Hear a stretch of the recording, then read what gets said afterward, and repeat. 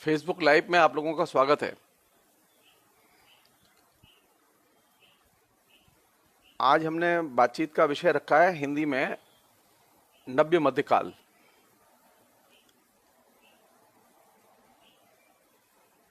और ये हिंदी में ही नहीं, अभी हिंदुस्तान की राजनीति में भी एक तरह का एक नव मध्यकाल चल रहा है। ये जो नव्य मध्यकाल है, इस नव्य मध्यकाल की अपनी कुछ खासियत हैं, विशेषताएं हैं। हमारे यहाँ जो लोग हैं, जो साहित्य कला संस्कृति से जुड़े हुए हैं, वे मध्यकाल से तो परिचित हैं, लेकिन नव्य मध्यकाल से वो परिचित हो सकता है कुछ लोग हों, लेकिन अधिकतर लोग नव्य मध्यकाल से परिचित नहीं है।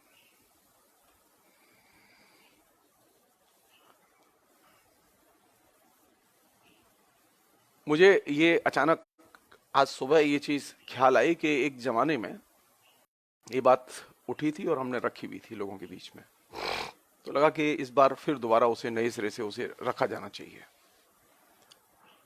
और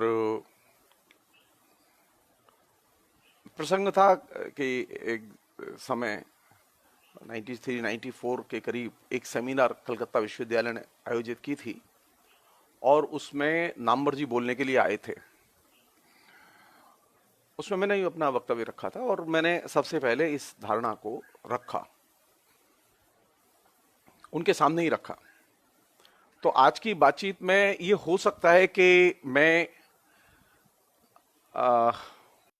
योग से अपने गुरुजनों का मैं स्मरण करूं। मेरे गुरुजन मुझे माफ करेंगे और नाराज नहीं होंगे।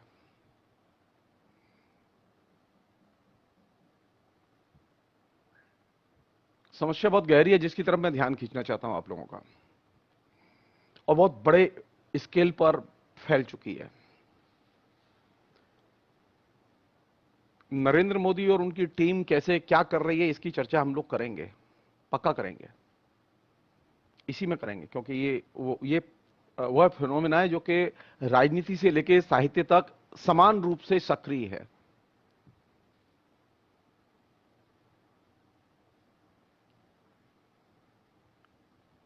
जो नए किस्म का जो मध्यकाल है, उस नए किस्म के मध्यकाल की संदर्भ को छिपाओ, एक सरल भाषा में कहें। हमारे यहां जो बड़े लेखक हैं, नामवर सिंह हैं। नामवर सिंह की जो सबसे चर्चित किताब है कविता के नए प्रतिमान, कविता के नए प्रतिमान पुस्तक के चाहे जितने गुण हों, लेकिन एक उसका सबसे बड़ा अवगुण है।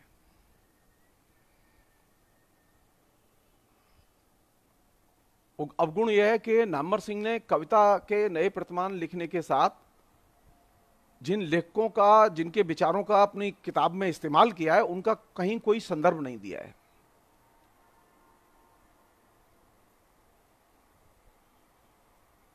और ये बीमारी, यानी संदर्भ को छिपाने और संदर्भ को न बताने की जो बीमारी है, ये नव्य मध्यकाल का एक बड़ा लक्षण है। और नामवर सिंह ने जो किया वो सिर्फ एक अपनी किताब में ही नहीं किया।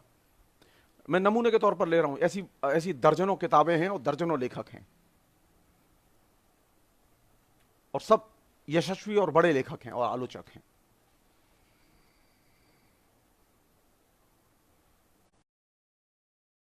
नामवर सिंह की तरह ही जो मेरे शिक्षक मेजर पांडे, उनकी एक पुस्तक है इतिहास व आलोचना, सॉरी साहित्य की इतिहास दृष्टि।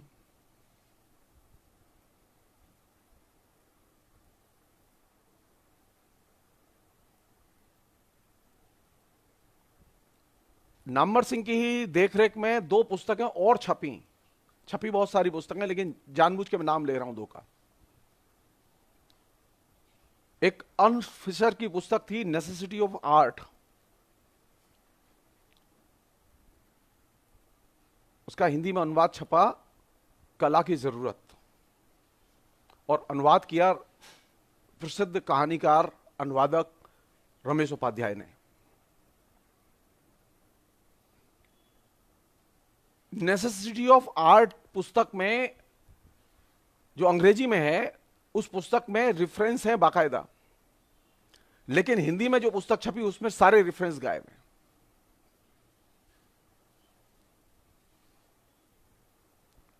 नामवर सिंह के ही देखरेख में और उनके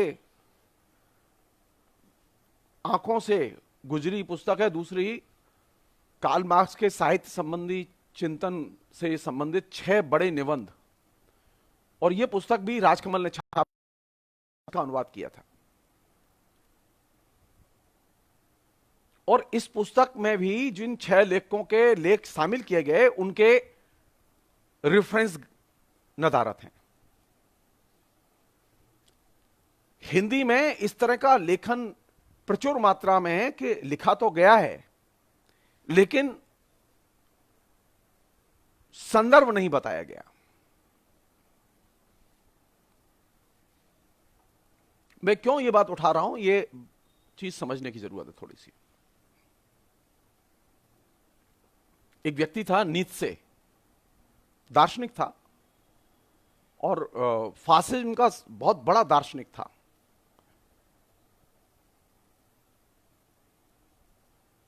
नीत्शे की आलोचना करते हुए जॉर्ज लुकाच ने एक महत्वपूर्ण बात कही कि नीत्शे की ब्यूटी यह थी कि वो मार्क्सिज्म और सोशलिज्म का बहुत विरोध करता था, और मार्क्सिज्म और सोशलिज्म का विरोध करते करते वो किसी भी हद तक जा सकता था, और गया भी वो अपने लेखन में। लेकिन लुकास ने लिखा कि मार्क्सिज्म का विरोध करते करते वो ब्यूटी यह थी कि वो मार्क्स एंगल्स का लिखा हुआ ओरिजिनल नहीं पढ़ता था, और जो कोट करता था उसका वो कभी संदर्भ नहीं बताता था। तो जॉर्ज लुकास ने लिखा कि जब कोई इंटेलेक्चुअल संदर्भ छिपाए तो वह फासिज्म के लिए जमीन तैयार करते हैं।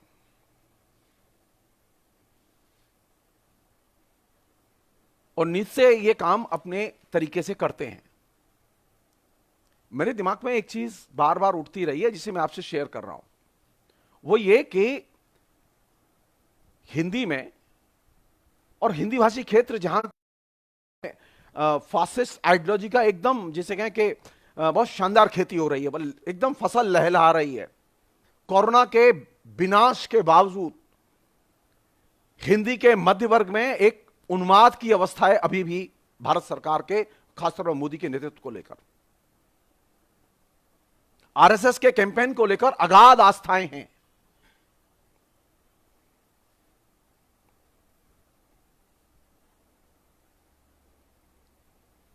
जॉर्ज लुकास ने एक पुस्तक लिखी है जिसे कायदे से पढ़ा जाना चाहिए, और वो पुस्तक लिखी है उन्होंने इसलिए यह जानने के लिए कि आखिर जर्मन जैसे शिक्षित देश में फासिज्म कैसे आया, और इसके लिए उन्होंने जर्मनी के समाज और परंपरा का नए सिरे से अध्ययन किया और मूल्यांकन किया, और उसमें अविवेकवाद की परंपरा को खोजा। अविवेकवाद की परंपरा को खोजने एक में, और वो बहुत मोटी पुस्तक है, इतनी मोटी पुस्तक है वो, द डिस्ट्रक्शन ऑफ रीजन। उस पुस्तक में ये पहलू खास तौर पर जॉर्ज लुकास ने रेखांकित किया।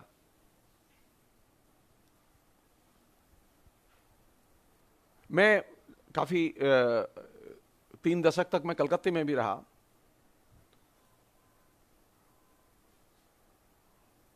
यहां पढ़ा लिखा बड़ा हुआ और यहां मौजूद रहा। यह बात जो मैं आपसे शेयर कर रहा हूं अभी, यह बात मैंने अपने गुरुवर के सामने, नामवर सिंह के सामने भी यह बात रखी।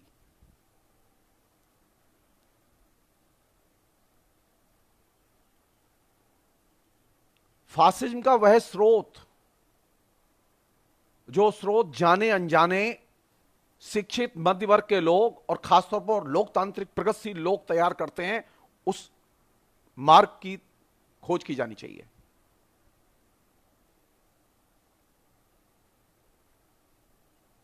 उसकी शुरुआत इंटेलेक्चुअल्स में, शिक्षितों में शुरुआत उसकी यहां से होती है कि आप जो लिखें उसके संदर्भ को छिपाएं, आप जो लिखें उसके संदर्भ को न बताएं। आपने अगर कहीं से पढ़ा है, किसी से सीखा है, तो आप उसे उद्धृत न करें।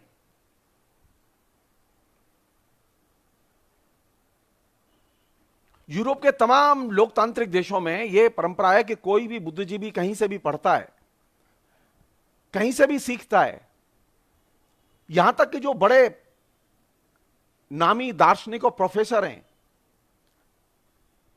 चाहे वो दरिदा हो, चाहे वो रोना बार्थ हो, या और कोई लोग, या उम्बर्तो इको हो, वो अगर अपने विद्यार्थी की भी किताब से पढ़ते हैं और उन्हें काम की कोई चीज लगती है तो उसे उद्धृत करते हैं,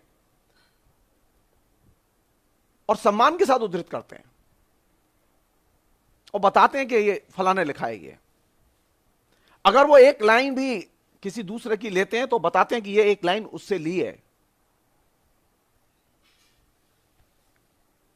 2 पन्ने का निबंध होता है, लेकिन 4 पन्ने के रेफरेंस होते हैं उसमें। हिस्ट्री में ये, हिंदुस्तान में सोशल साइंस में जो लोग हैं उनके यहां ये परंपरा है, लेकिन हिंदी के आलोचकों में, हिंदी साहित्य में ये परंपरा बड़े स्केल पर गायब है।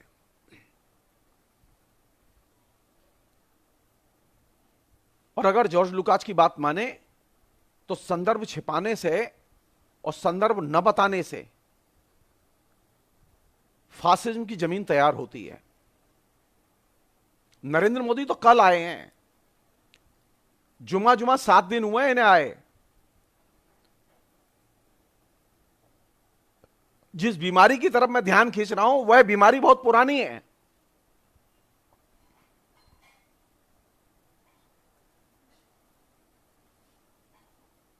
वह बीमारी की जड़ हमें खोजनी होगी कि आखिर फासिज्म की जड़ें कहां से कहां तक फैली हुई हैं और कहां से फासिज्म के विचार आते हैं।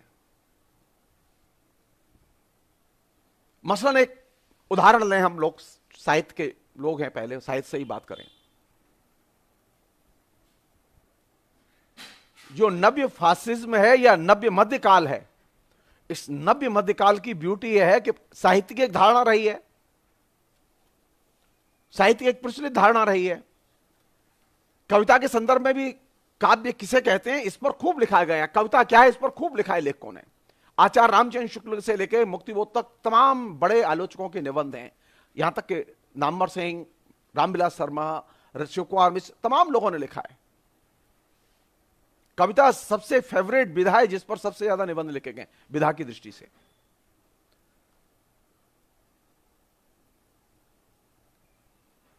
लेकिन विश्वविद्यालयों के परिवेश में इस नव्य मध्यकाल के प्रभाव के कारण अब कविता की डेफिनेशन बदल दी गई है।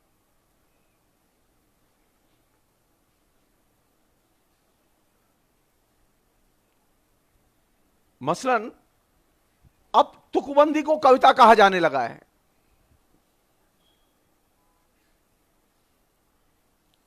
तुक्कड़ जो होते हैं या तुकबंदीवाद जो होते हैं उन्हें वे कवि मानते हैं।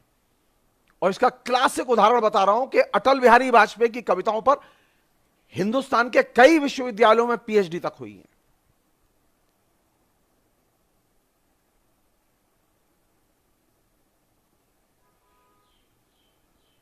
रांची विश्वविद्यालय का नाम मुझे खासतौर पर याद आ रहा है कि अटल बिहारी वाजपेयी के कविताओं पर वहां पीएचडी हुई।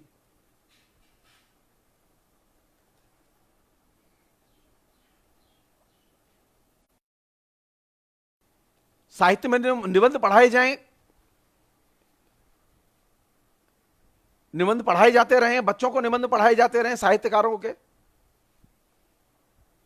लेकिन एक नया जो फिनोमेना है जिसे नव्य मध्यकाल के तौर पर मैं रेखांकित करना चाहता हूं वो ये कि जब भैरव सिंह शेखावत की सरकार थी राजस्थान में, बाद में भी ये चीज चली है, तो बाकायदा बच्चों के पाठ्यक्रम में, यानी कक्षा 8 के पाठ्यक्रम में आरएसएस के जो प्रचारक थे उनके लिखे निबंधों की किताब रख दी गई। अब आरएसएस के प्रचारकों का निबंध जैसे जैनर से क्या लेना देना और हिंदी साहित्य से क्या लेना देना?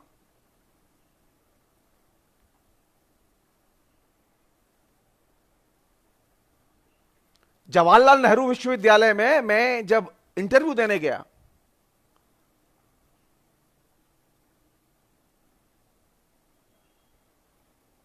तो मेरे सामने जो सिलेक्शन कमेटी में जो महानुभाव बैठे थे, उन्होंने हिंदी साहित्य से, मैं वो प्रोफेसर नहीं है, लेकिन वो कर्ता धर्ता थे, वो सिलेक्शन कमेटी के मेंबर थे। यूजीसी के नियम है,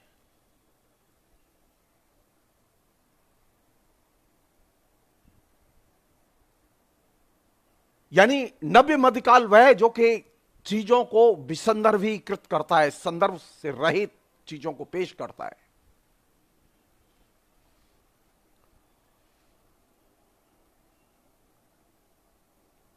और इस कार्य में अब कई नई चीजें आई हैं।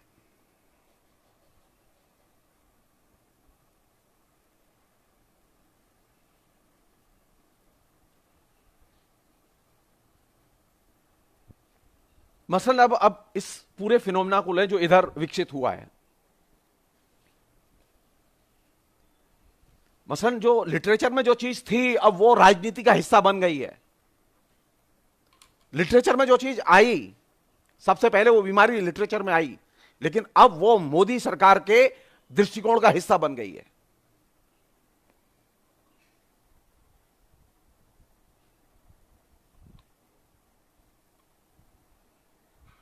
साहित्य की गोष्ठियों में और साहित्य की कक्षाओं में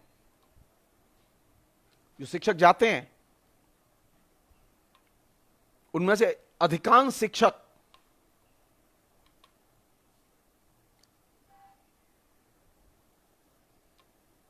पढ़ाते समय या बोलते समय संस्मरणों का बहुत इस्तेमाल करते हैं, या साहित्यकार के साथ में अपनी गपशप।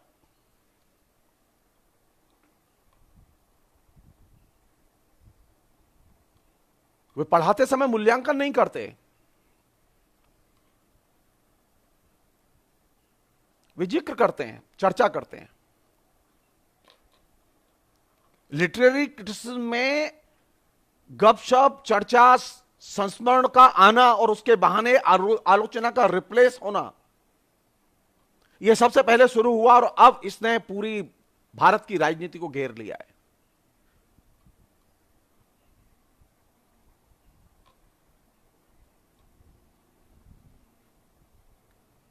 हिंदी की आलोचना में यह एक बीमारी रही है। मसलन मैं, गलती मुझसे भी रोज होती है, ऐसा नहीं, मैं गलती करता हूं और अगर कोई बताता है तो मैं मान भी लेता हूं, मुझे परेशानी नहीं होती, मैं बाकायदा मान लेता हूं हाँ गलती हो गई। क्योंकि हम लोग जो बोलते हैं वो कोई पत्थर की लकीर थोड़ा ही बोलते हैं। हिंदी की आलोचना में यह आत्मविश्वास रहा है कि वे जो बोलते हैं पत्थर की लकीर होती है और वो बदलती नहीं है। जब एक बार जो बोल दिया सो बोल दिया, जो एक बार लिख दिया सो लिख दिया, अब उसे रिजेक्ट नहीं होगा। यूरोप की परंपरा में आपको लगातार ऐसे लोग मिलेंगे जो कि अगर उन्हें यह लगे कि उनकी किताब अप्रासंगिक हो गई है तो वे डिसोन करते हैं, वो लिखते हैं और कहते हैं कि हम इस किताब को अब अस्वीकार करते हैं, यह अब हमारी पुस्तक नहीं है, यह अप्रासंगिक हो गई है। लेकिन हिंदी में आपको एक भी आलोचक ऐसा नहीं मिलेगा जो यह कहे कि उसके लिखे हुए की कोई भी चीज अप्रासंगिक हो गई है। यानी वे जो कुछ लिखते हैं पत्थर की लकीर लिखते हैं, उसे मिटा नहीं सकते आप।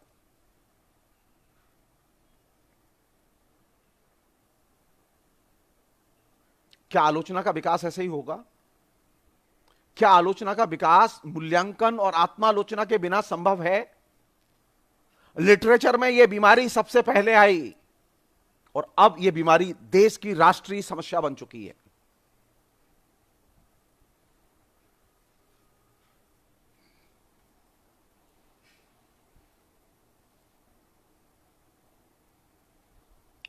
नरेंद्र मोदी से हम किस बात से परेशान हैं अभी?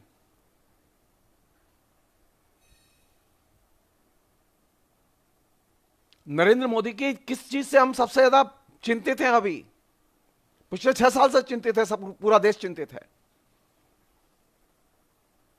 नरेंद्र मोदी ऋणी हैं हिंदी आलोचकों के, क्योंकि हिंदी आलोचकों ने आत्मालोचना को अपना आधार ही नहीं बनाया। तो नरेंद्र मोदी के अंदर यह फिनोमेना कूट कूट कर भरा हुआ है कि वह आत्मालोचना एकदम नहीं करते और आत्मालोचना पसंद ही नहीं करते।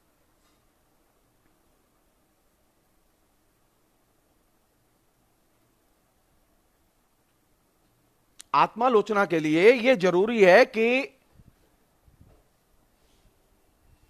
हम अन्य की बात सुने, अन्य की बात माने, अगर हमने कुछ गलत कहा है तो उसे स्वीकार करें।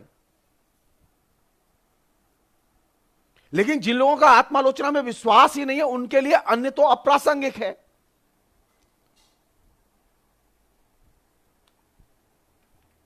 अगर आप कोई चीज आलोचना के रूप में कहते हैं तो वो कहते हैं ये तो हमारे यहां पहले से है। हिंदी में ये फिनोमेना सबसे पहले आया, लिटरेरी क्रिटिसिज्म में सबसे पहले आया कि अगर आप कोई चीज बताएं तो वो कहते हैं नहीं। जैसे फ्रांस में संरचनावाद पैदा हुआ, जो कि नव्य मध्यकाल का एक क्लासिक लिटरेरी क्रिटिसिज्म का फॉर्म है। जब यहां यह बात कही गई कि यह फ्रांस का एक नया आलोचना सिद्धांत आया है जिसे कि हम लोग संरचनावाद कहते हैं, तो हिंदी के आलोचकों ने पहले कहा, बढ़कर कहा हमारे यहां तो यह पहले से है, फ्रांस के लोगों को बाद में पता चला है। हमारे यहां हर चीज अतीत में खोज लेने की आदत है, और यह प्रवृत्ति, इसे कहते हैं नव्य मध्यकाल।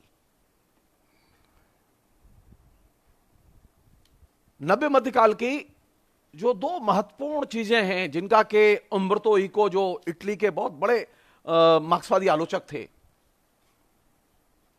बेसिकली मैंने ये पदबंध उन्हीं से लिया है।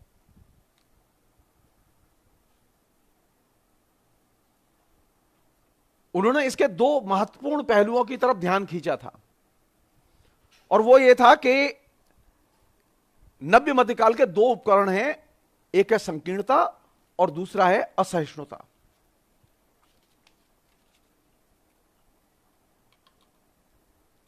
जो नव्य मध्यकाल से प्रभावित लोग हैं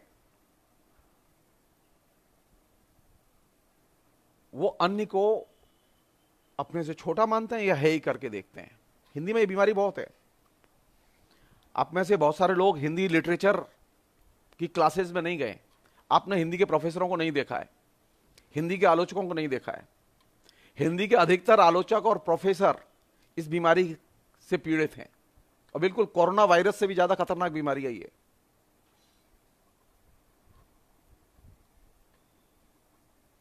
जब आप अन्य को अपने से छोटा या है ये मानते हैं और ये मान के चलते हैं कि अरे ये तो कल का लौंडा है, ये क्या जाने, ये तो बीए पास अभी करके आया लड़का, ये क्या जाने, जब आप इस एंगल से अपने विद्यार्थी को देखते हैं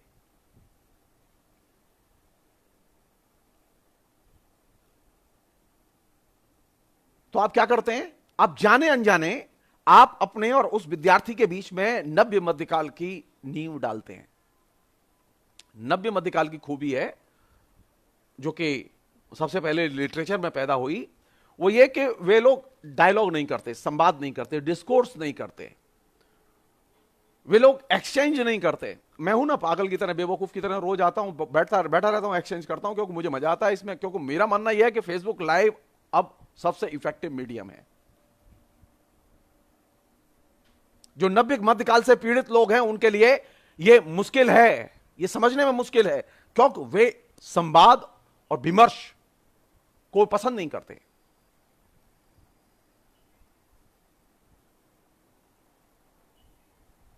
वे किसी भी किस्म के जो वैचारिक एक्सचेंज है उसे पसंद नहीं करते।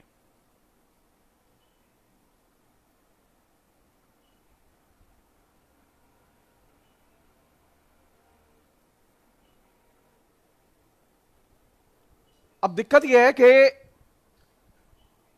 इस नव्य मध्यकाल में जहां एक तरफ अब यह चीज, अब जो मैं आपसे कह रहा हूं कि डिस्कोर्स न करना, डायलॉग न करना, एक्सचेंज न करना, किसके अंदर है ये बीमारी? कल तक यह हिंदी आलोचना की बीमारी थी, अब यह राष्ट्रीय बीमारी है और यह प्रधानमंत्री के अंदर घुस गई है। नव्य मध्यकाल कोरोना वायरस से भी ज्यादा भयानक संक्रमित होने वाला वायरस है। हमारे प्रधानमंत्री भी किसी से डायलॉग नहीं करते। वो न अपने कैबिनेट कोलीग से बात करते हैं, न वो विपक्ष से बात करते हैं, न वो मुख्यमंत्रियों की सलाह मानते हैं, न वो किसी के साथ अपने आइडियाज का एक्सचेंज करते हैं।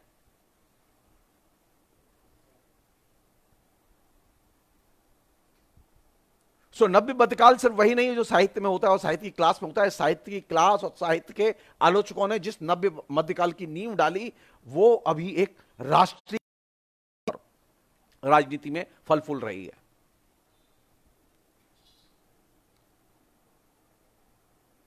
हम सब लोग जानते हैं कि संकीर्णता और असहिष्णुता किस तरह से बढ़ी है समाज में। पहले ये साहित्य में बढ़ी, साहित्य में पैदा हुई और अभी ये समाज का हिस्सा है। मेरी व्यक्तिगत धारणा है ये कि राजनीति में बहुत सारे फिनोमिना वो राजनीति में पीछे आते हैं, साहित्य और कल्चर में पहले आते हैं। कभी इस दृष्टि से राजनीति के मौजूदा परिदृश्य को देखने की कोशिश करें आप, और मौजूदा परिदृश्य नहीं, आप किसी भी युग की राजनीति को देखने की कोशिश करें तो आप पाएंगे कि पहले बहुत सारे जो कॉन्सेप्ट थे, बहुत सारी आदतें थी, बहुत सारे संस्कार थे, वो पहले कला और संस्कृति के क्षेत्र में आए और बाद में वो राजनीति में गए।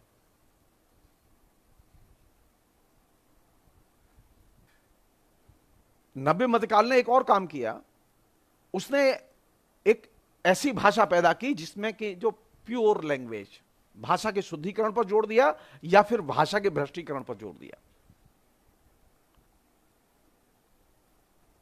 और कौन सी भाषा डेवलप की? आलोचना की भाषा नहीं, वस्तुगत भाषा नहीं, परसुएशन की लैंग्वेज, फुसलाने वाली भाषा, जी हजूरी की भाषा। जब तक मेरा विद्यार्थी मेरी 100 बार झूठी प्रशंसा न करे तब तक मैं खुश नहीं होता और वो विद्यार्थी अपनी परीक्षा में पास नहीं होता।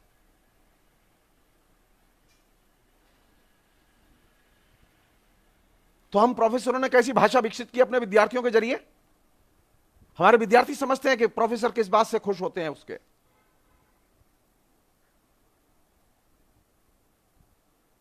तो विद्यार्थी बिल्कुल जी हुजूरी की भाषा में बोलते हैं।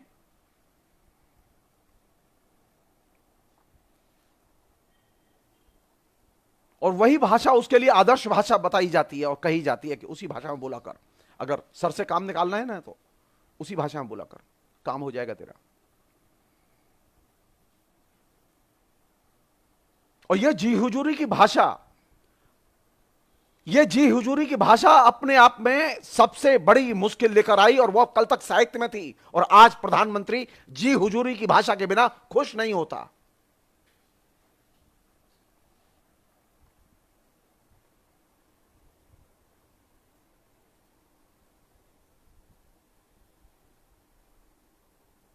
और इस शुद्ध भाषा के प्रयोग ने या भाषा के भ्रष्टीकरण की प्रक्रिया ने या जी हुजूरी की भाषा के उदय ने जो सबसे खतरनाक काम किया, पैरेलल चल रही हैं सारी चीजें।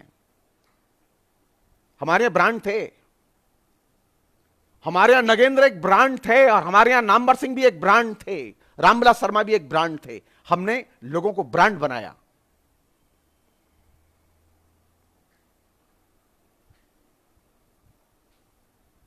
और जब ब्रांड बनाने गए तो हमने बाकायदा नामवर सिंह की तुलना अमिताभ बच्चन से की कि वो हिंदी के आलोचना के अमिताभ बच्चन हैं।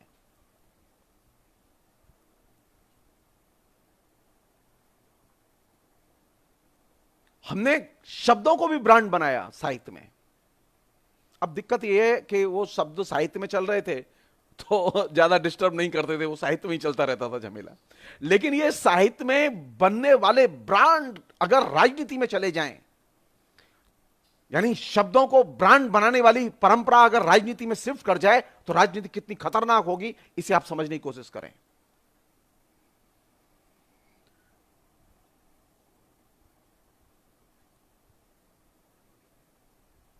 कहने का मतलब यह कि भाषा के मैनिपुलेशन की प्रक्रिया, भाषा के भ्रष्टीकरण की प्रक्रिया सबसे पहले साहित्य में शुरू हुई, जिसने कि आज राजनीति को पूरी तरह से घेर लिया है। और हमारी खूबी है कि हम अनुकरण की भाषा या जी हुजूरी की भाषा को हम पसंद करते हैं,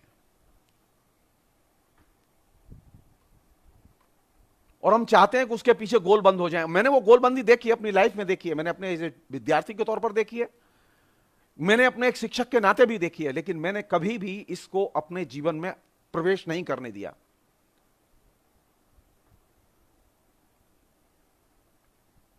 सारे लोग जानते हैं इस बात को जो मुझसे पढ़े हैं।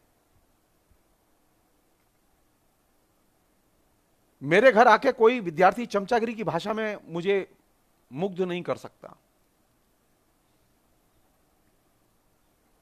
अगर मुझे फ्रैंकली बोला जाएगा तो मैं शायद समझ जाऊं एक बार, लेकिन चमचागिरी की भाषा तो मैं 1 मिनट में पकड़ लेता हूं और मैं उसके बाद में तो सुनना ही बंद कर देता मैं।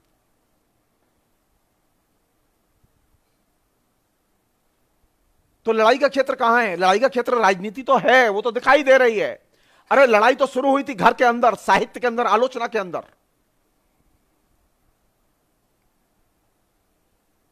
संदर्भ की मौत सबसे पहले आलोचना में हुई, और इसका श्रेय उन लोगों को जाता है जिन लोगों ने प्रगतिशील आलोचना की नींव रखी।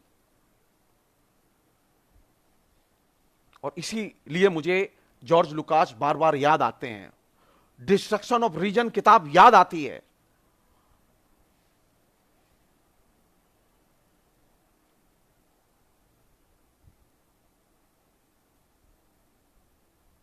ये बातें करना बहुत आसान है, जलेबियां बनाना भाषा में बहुत आसान है।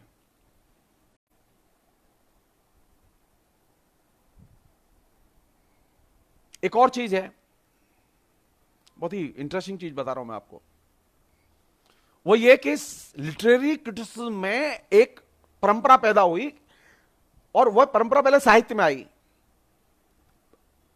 परंपरा यह थी कि हमारे यहां जो लिखित में अर्थ है वह महत्वपूर्ण माना जाता था। आपने कोई शब्द बोला तो हम वेरिफिकेशन के लिए क्या करते थे कि हम लौट के डिक्शनरी की ओर जाते थे, हम देखते थे किताब में क्या लिखा हुआ है।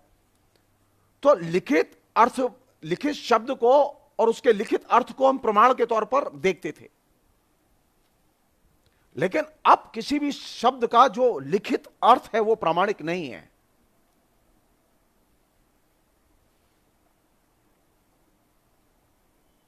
अब प्रामाणिक वह जो वक्ता जो बोल रहा है वह प्रामाणिक है, और इसकी नींव सबसे पहले आलोचकों ने डाली, और उन आलोचकों ने डाली जो वक्तृता के लिए विख्यात थे।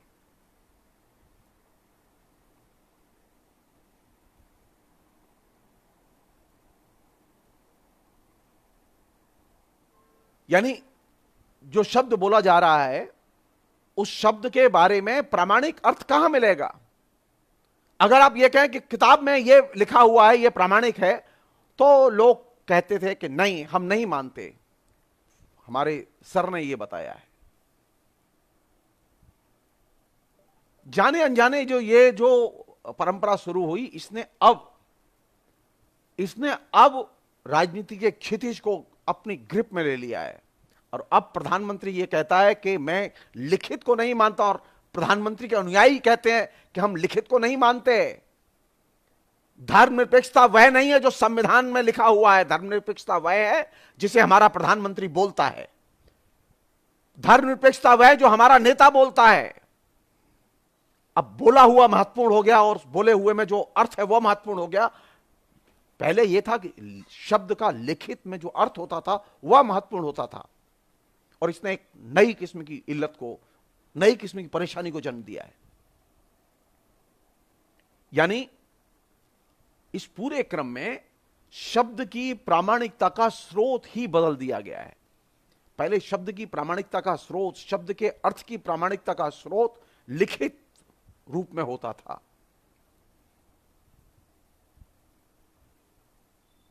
लेकिन अब आप कल्पना कीजिए, जस्ट आपने ऐसा उग्र आक्रामक राम नहीं देखा होगा, जो उग्र राम, धनुर्धर राम, जिस धनुर्धर राम की परिकल्पना राम मंदिर आंदोलन के साथ पेश की गई। यह वह राम नहीं है जिसकी परिकल्पना तुलसी ने की थी। यह वह इमेज नहीं है, यह वह इमेज नहीं है जो वाल्मीकि के राम के यहां है। अब नया राम है, एकदम उग्र आक्रामक राम।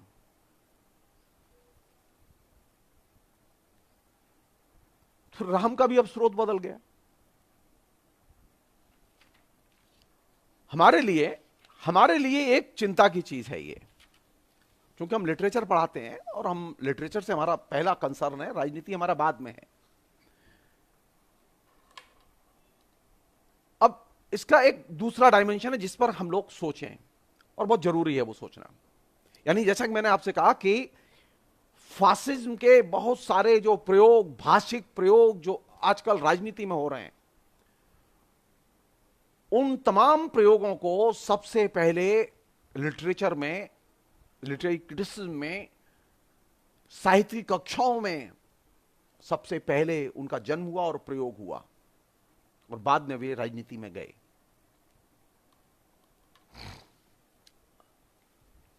भारत कैसा है? अब एक नए सवाल की तरफ चलते हैं।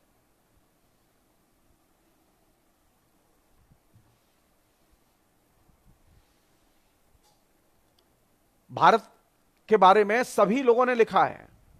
राजा राममोहन राय ने भी लिखा है, ईश्वरचंद विद्यासागर ने भी लिखा है, रविन्द्रनाथ टैगोर ने भी लिखा है, हजारी प्रसाद द्विवेदी ने भी लिखा है, भारत के बारे में नामवर सिंह ने भी लिखा है, भारत के बारे में सबने लिखा है। पिछले 150 पौने 200 साल में भारत के बारे में हर एक ने अपने अपने तरीके से कि भारत क्या है, इस पर सबने लिखा है।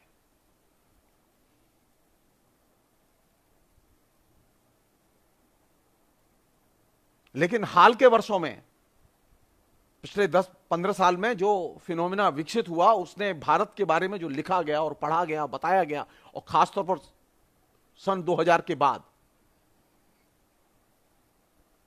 यानी जो पिछले 20 साल हैं, अगर मुझसे टाइम फ्रेम ही पूछा जाए तो मैं ये कहूंगा कि पिछले 20 साल में भारत का जो अर्थ है वो बदल दिया गया। अब भारत उस अर्थ में नहीं प्रचारित और प्रसारित है और लोगों के जेहन में है जो हम लोग कहते हैं ना, भारत बहुलतावादी, सांस्कृतिक, बहुलतावादी, धार्मिक वगैरह वगैरह देश है।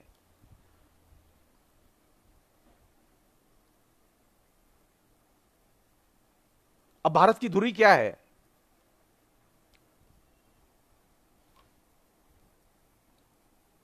किस चीज पर टिका हुआ है भारत? अभी सिर्फ एक ही चीज का प्रचार हो रहा है, और वह है भारत कहां मिलेगा आपको, कैसा है भारत, भारत का अर्थ क्या है। अब भारत का नया अर्थ है, भारत आस्था पर टिका हुआ है। अब भारत आस्था की चीज है, मूल्यांकन की चीज नहीं है, समझने की चीज नहीं है। कह दिया है देश तो देश, कह दिया है भारत तो भारत। विचार मत करो, सोचो मत, मूल्यांकन मत करो। अब भारत सिर्फ आस्था की चीज है, और जो कहा गया है उसे मानो।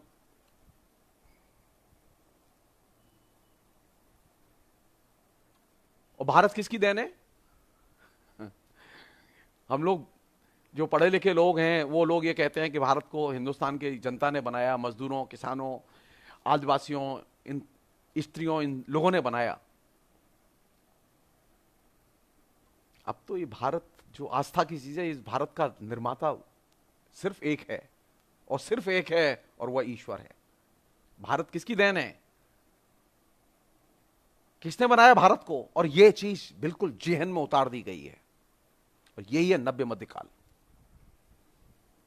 आपने जिस भारत की छवि, इमेज, धारणा जो पिछले 150 पौने 200 साल में विकसित की थी, पिछले 20 साल में जो हैवी कैंपेन चला है, उसमें अब भारत को भगवान की सृष्टि के तौर पर बाकायदा जेहन में उतार।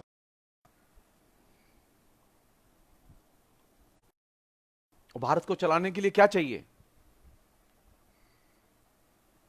क्या कहा जा रहा है अभी?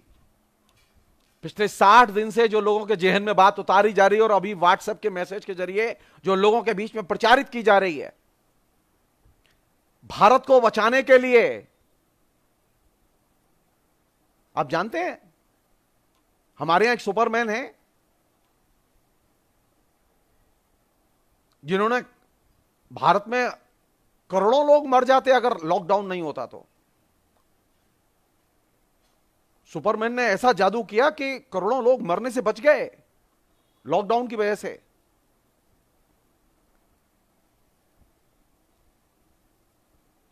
भारत को क्या चाहिए?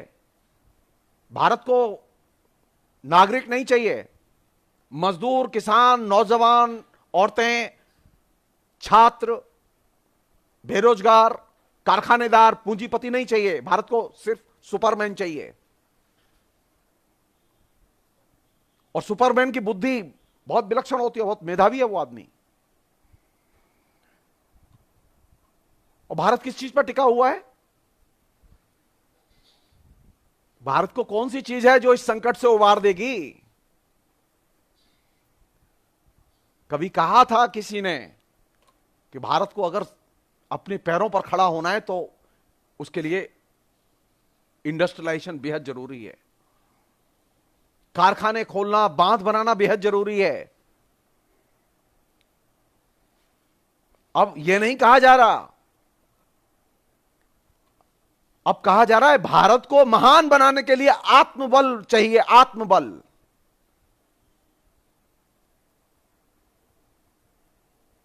तो भारत को महान बनाने के लिए दो चीज चाहिए, एक सुपरमैन चाहिए और एक आत्मबल चाहिए। आत्मबल से जनता काम चलाए और सुपरमैन से सरकार काम चलाए।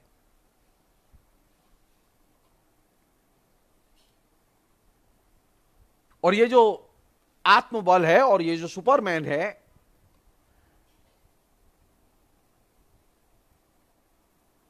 इस आत्मबल और सुपरमैन के नीचे जो तमाम किस्म की क्रूएलिटी घट रही है, मैं नहीं कहूंगा कि ये सुपरमैन की वजह से घट रही है, वो अपने लोग अपने अपने अनुभव से तय करें।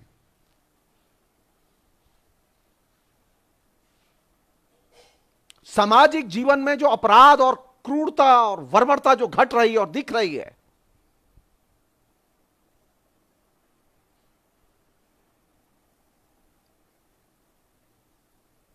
अब हमारे बुद्धिजीवियों ने उसके बारे में सवाल करने बंद कर दिए हैं। वो कहते हैं कि नहीं, मैं दिल्ली में जब से आया हूं मैं सुन रहा हूं, लगातार इंटेलेक्चुअल्स को सुन रहा हूं मैं, चलते फिरते कभी फोन आते हैं, कभी कुछ आते हैं। किसके साथ? अब तो कोरोना के साथ तो रहना ही है। और ये तो भैया भगवान की कृपा है, जब तक जीवन है, जब तक सांस में सांस है, तब तक आस है। भगवान जब उठा लेगा तो उठा लेगा। ये किसी के मारने से कोई मरने वाला नहीं है। यानी अब हमारे बुद्धिजीवी, हमारे शिक्षित लोग, हमारा शिक्षित मध्य वर्ग जो समाज में घट रही क्रूरताएं और बर्बरताएं, उनसे वो एकदम किनारा कसी करके बैठ गया है। उन पर वो बात नहीं करना चाहता। और बर्बरताओं, क्रूरताओं से सबसे पहले किनारा कसी किसने की? मैं फिर लौटूंगा, सबसे पहले किनारा कसी की हिंदी के आलोचकों ने और हिंदी के बड़े लेखकों ने, जो ट्रेंड सेटर हैं। जो लिटरेचर में जब आपने ये चीज हजम कर ली तो जाहिर है कि फिर तो आपकी पाचन शक्ति सुदृढ़ हो चुकी है। राजनीति में भी जब ये घटेगा और राजनीतिक हरकतों के वजह से जब ये घटेगा तो आप इसे हजम कर लेंगे। सो नया जो फिनोमिना है, वो नया फिनोमिना यह है कि आप जो आपके सामने जो बर्बरता, क्रूएलिटी घट रही है, आप उस पर टिप्पणी करने के लिए, उसका विश्लेषण करने के लिए तैयार नहीं है।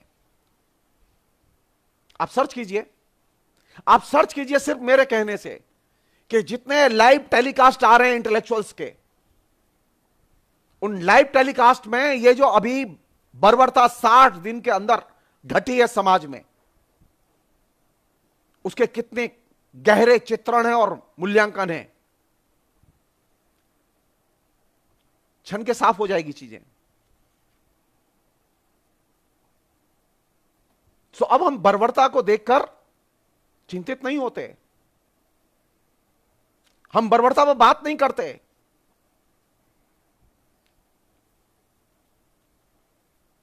हम बर्बरता के बारे में बोलना पसंद नहीं करते क्योंकि डर लगता है हमें कि कहीं हम सरकार के खिलाफ तो नहीं है।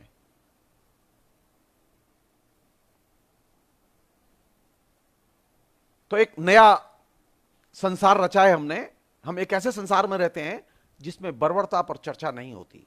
हम एक ऐसे मध्य वर्ग का हिस्सा हैं जो सामाजिक बर्बरता के विभिन्न रूपों के बारे में कभी चर्चा नहीं करता।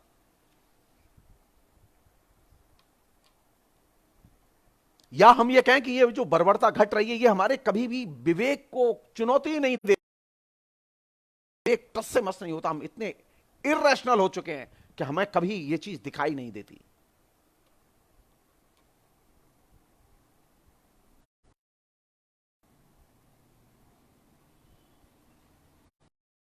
ब्यूटी यह है कि जो अभी अभी दूर की छोड़ दीजिए, जो अभी तत्काल घटा हुआ अतीत है,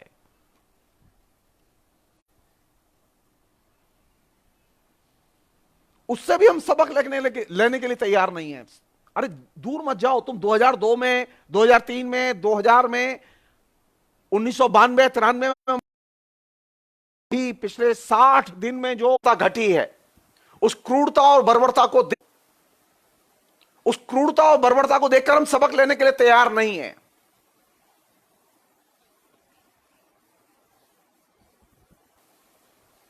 और क्रूरता और बर्बरता से सबक लेने का तरीका क्या है? वो कैसे हमारे जहन में चीज गई है कि हम विज्ञान और तर्क को नहीं मानते। चाहे वो पीएम हो, चाहे वो सीएम हो, और चाहे वो एक मध्य वर्ग का बुद्धिजीवी और शिक्षित व्यक्ति हो।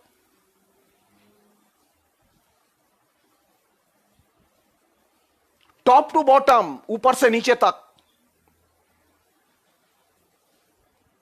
विज्ञान और तर्क का एकदम निषेध और नकार और अस्वीकार। और इसने तर्क के विध्वंस को जन्म दिया है, और यह सबसे खतरनाक चीज है।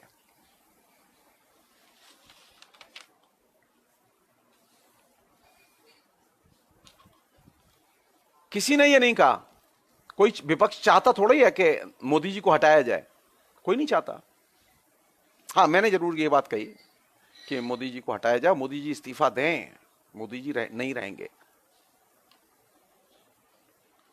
मेरी राय से लोग सहमत नहीं है। मैं अपनी राय पर कायम हूं।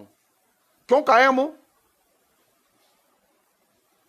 सवाल यह है कि पिछले 60 दिन में जो कुछ घटा है, लॉकडाउन के दौरान जो कुछ घटा है, उसका मूल्यांकन होना चाहिए कि नहीं होना चाहिए?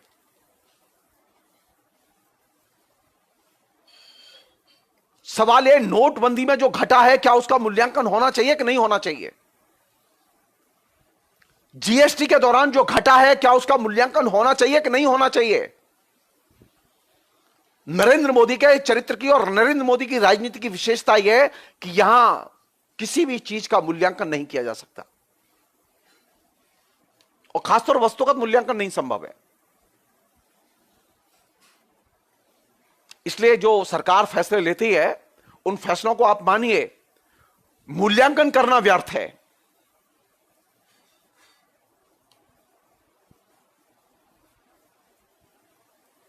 और जो सरकार के फैसले हैं, उन फैसलों का ऐसे तर्कों के जरिए मूल्यांकन किया जाता है जिनको हमने कभी पहले सुना नहीं है, या जिन तर्कों के आधार पर मूल्यांकन हो ही नहीं सकता।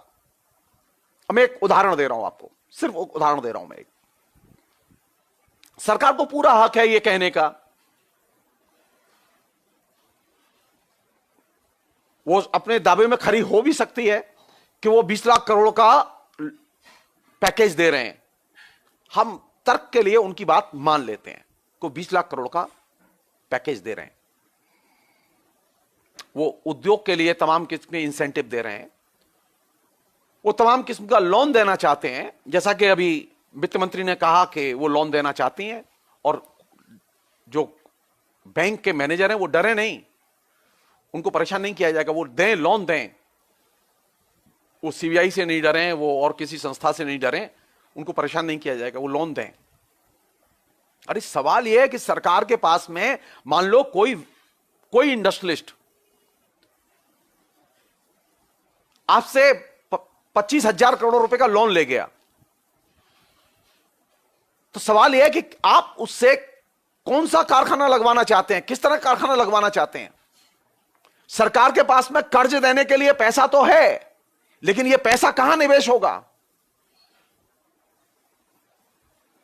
क्या इस देश को औद्योगिकीकरण की जरूरत है कि नहीं है, इंडस्ट्रियलाइजेशन की जरूरत है कि नहीं है? अगर है तो नरेंद्र मोदी की सरकार यह बात बताने के लिए तैयार क्यों नहीं है कि कहां, किस क्षेत्र में, किस इलाके में कारखाना लगना है, और ये पैसा दे रहे हो, जाओ पैसा लगाओ, जमीन लो, कारखाना खोलो, कारखाना बनाओ। कर्ज देने भर से कारखाने नहीं खुलते, कर्ज देने भर से उद्योग रिवाइव नहीं होते। पैसा अपने आप में इंडस्ट्री खुलने का रास्ता नहीं है। तो आप कर क्या रहे हैं? आप कर ये रहे हैं कि आप वो अपनी पॉलिसी का भी वस्तुगत मूल्यांकन करने के लिए तैयार नहीं है। आप सिर्फ ये मान रहे हैं कि आप कर्ज दे रहे हैं तो वो कर्ज अपने आप में मैटेरियलाइज हो जाएगा। पिछले 6 साल में जो कारखाने खोलने के लिए, निजी उद्योगों के लिए जो कर्ज दिए गए, उनमें से अधिकतर कर्ज अब बट्टे खाते में डाल दिए गए हैं और वो डूब गए हैं पैसे। क्यों? क्योंकि आपने कभी ये कहा ही नहीं कि भाई ये पैसा तो दे रहे हैं, लेकिन तुम्हें एक काम करना है कि कप प्लेट बनाने का कारखाना खोलना है, और हम निगरानी करेंगे, हम देखेंगे कि तुमने कारखाना खोला कि नहीं खोला।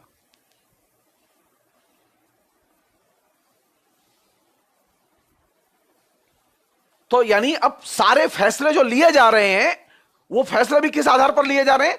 मोदी ने फैसले लिए हैं, इसलिए इनको मानो, आस्था रखो। भारत पर भी आस्था रखो, मोदी पर भी आस्था रखो, और मोदी के फैसलों पर भी आस्था रखो।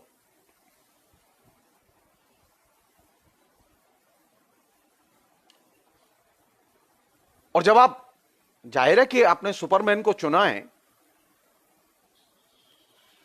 तो उसके फैसलों को नतमस्तक होकर मानना और उसका प्रचार करना है। तो अब कौन सी चीज है जिसको समाधान के तौर पर पेश किया जा रहा है? सिर्फ एक चीज आपके जहन में उतारी जा रही है तमाम किस्म के मैसेजेस के जरिए, कि मोदी जो कर रहे हैं उस पर आस्था रखो, सब ठीक होगा। अच्छा, पिछले 6 साल में ठीक नहीं हुआ, अब ये ठीक कर देंगे। ये पिछले 6 साल में जो कुछ ठीक था उसे बेठीक कर चुके हैं ये, क्योंकि ये विज्ञान की नहीं मानते, ये तर्क की नहीं मानते। तो एक जो नव्य मध्यकाल में जो नया मॉडल पॉलिटिक्स से लेके कल्चर तक, राजनीति से लेके शिक्षा तक जो विकसित किया गया, साहित्य तक जो विकसित किया गया, उस नव्य मध्यकाल के मॉडल का जो बुनियादी आधार है वो ये कि संदर्भ मत बताओ, संदर्भ छिपाओ, विज्ञान की मत मानो, वैज्ञानिक दृष्टिकोण को ठुकराओ, तर्क की मत मानो, तर्क के आधार पर कोई विमर्श मत करो। और कैसे होगा काम? सिर्फ 2 चीज पर विश्वास करो, अपनी विल पावर, इच्छा शक्ति। मनुष्य जो चाहता है वो कर लेता है, तो इसलिए तुम चाहो, बस तुम्हारी इच्छा शक्ति ही काफी है। और इच्छा शक्ति अगर तुम्हारे अंदर है कोरोना से लड़ने की, तो तुम कोरोना से भी लड़ लोगे, और कोरोना से लड़ रहे हैं लोग। लगातार कोरोना का ग्राफ ऊपर जा रहा है और लोग लगातार उसके ग्रिप में बढ़ते चले जा रहे हैं। यह इच्छा शक्ति है लोगों की। यानी अब लोगों को कोरोना के रहमो करम पर छोड़ दिया गया है। कोरोना से संक्रमण से वो मरे या जिए, सरकार का कोई लेना देना नहीं है। और तुम चिंता मत करो, सुपरमैन का तो जादुई व्यक्तित्व है, वो तो जिसको स्पर्श करता है ना, सोना बना देता है। बस पारस है, पारस।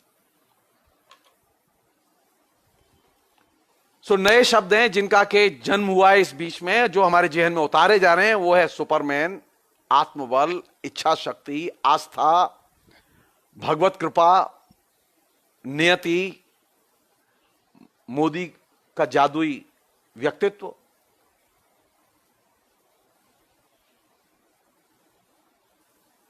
एक और चीज है जिसे मैं कह के इसे अपनी बातचीत को मैं समेटना चाहूंगा।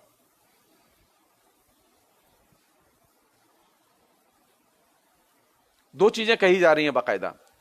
एक तो यह कही जा रहा है, कहा जा रहा है कि देश प्रगति दिशा में जाएगा। दो चीजों का बार बार इस्तेमाल हो रहा है, एक तो प्रगति और एक है प्रतिक्रिया।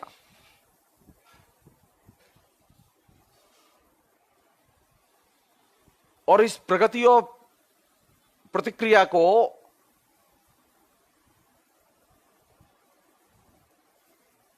किसके तहत बांध दिया गया है?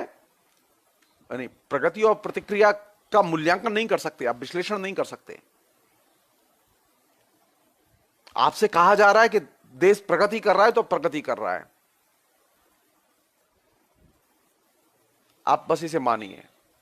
यानी तर्क के विध्वंस का जो दो तत्व हैं, प्रगति और प्रतिक्रिया, और ये प्रगति और प्रतिक्रिया के जरिए अब आपके दिमाग को उन तमाम पदबंधों के जरिए जिनका कि मैंने अभी आपसे जिक्र किया, उन पदबंधों के जरिए नियंत्रित किया जा रहा है और आपको मजबूर किया जा रहा है कि आप उन्हीं पदबंधों में सोचें और देखें।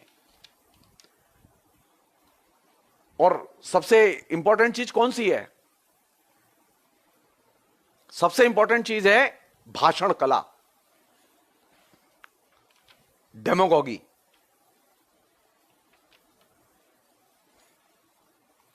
सिर्फ एक भाषण हो जाए, बस समस्या का समाधान बस हाथ के पास में ही रखा हुआ है। बस एक बार बोल दें मोदी जी,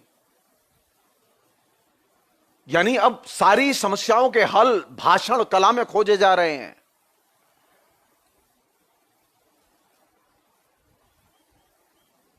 और भाषण कला के जरिए ही विकास भी स्थापित हो रहा है और विकास का विकास भी हो रहा है। विश्लेषण और मूल्यांकन की जरूरत नहीं है। मोदी जी ने कह दिया है कि डेवलपमेंट हो रहा है तो डेवलपमेंट हो रहा है। मोदी जी ने कह दिया है कि कोरोना आ गया है तो कोरोना आ गया है।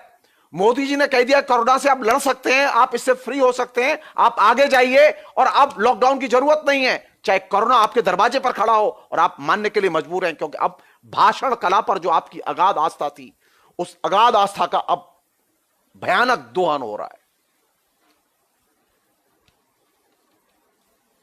यानी आपको समझा दिया गया है कि भाषण के जरिए जो बात कही जाएगी और मोदी जी के भाषण के जरिए जो बात कही जाएगी वो पत्थर की लकीर होगी, उसे कोई मिटा नहीं सकता। और इसने एक थोथा गौरव, एक छद्म गौरव भारत के बारे में, विकास के बारे में हमारे जेहन में उतार दिया है। इकोनॉमी बिल्कुल जमीन पर आके टिक गई है। 1%, 1.5% के करीब जीडीपी की दर पे इकोनॉमी टिक गई है। पूरी इंडस्ट्री एकदम क्रैश कर गई है नीचे तक। मजाल है कि आप शिक्षित लोगों को समझा दें ये बात। मजाल है कि आप सामान्य नरेंद्र मोदी के अनुयायियों को यह बात समझा दें। वे मानने के लिए तैयार नहीं है, क्योंकि वे गौरव के नशे में चूर हैं।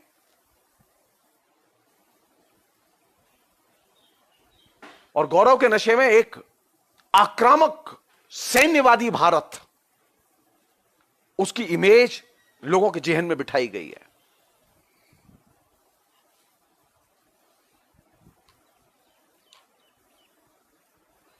एक और फिनोमेना दिखाई दे रहा है। अदालतों ने यह रुख अख्तियार कर लिया है कि वे सिर्फ संवैधानिक खनन के प्रश्नों पर विचार करेंगी। लेकिन यह बात सरकार बताएगी कि कौन सी चीज संवैधानिक तौर पर लागू नहीं हुई है, कौन सी चीज ऐसी जो कि संवैधानिक उल्लंघन का हिस्सा मानी जाएगी? यानी अब अदालत सिर्फ वही विचार करेगी जिस चीज पर विचार करने की अनुमति सरकार देगी।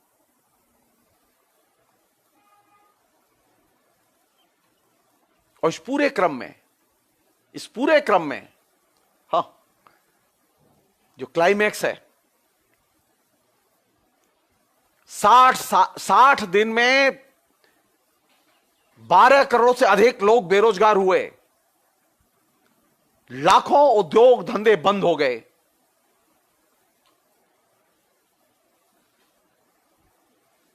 कई करोड़ मजदूर अपने घरों को वापस लौट रहे हैं, और अब कहा जा रहा है कि 700 से अधिक वर्चुअल रैली सेलिब्रेट करने के लिए कि मोदी जी का कार्यकाल साल पूरा कर रहा है। यानी सरकार के नीतियों के कारण जो नीचे जो तबाही मची है, वह तबाही अब उपलब्धियों में बदली जाएगी।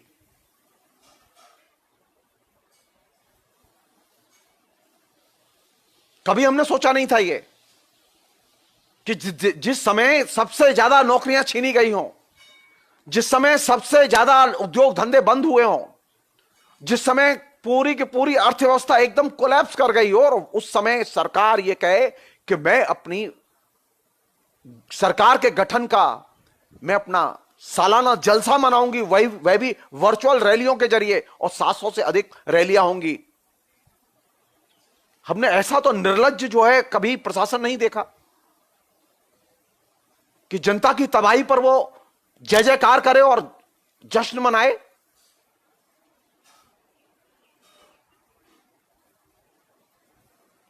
ये जो जश्न है, ये जो जश्न का माहौल है, ये जश्न का माहौल इस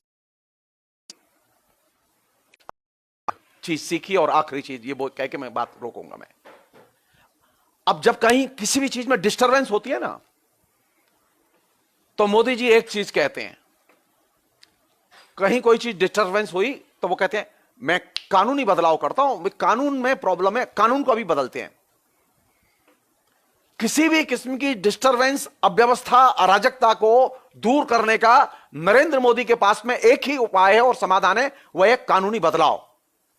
और इस कानूनी बदलाव के चलते लगातार क्रमबद्ध तरीके से सुनियोजित ढंग से भारतीय नागरिकों के अधिकारों पर हमले हो रहे हैं।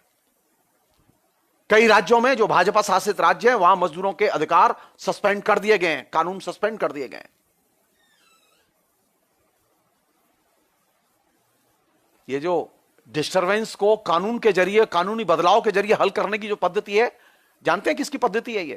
ये हिटलर की पद्धति है।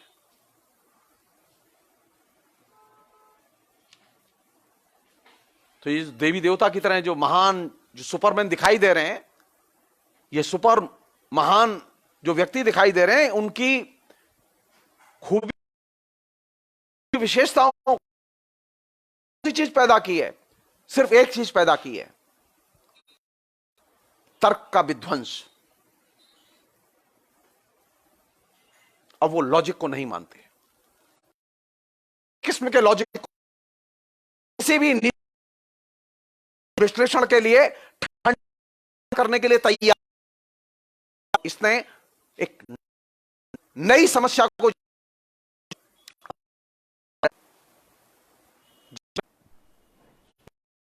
जिसमें तर्क से लोग नफरत, तार्किक से लोग नफरत, हमें वह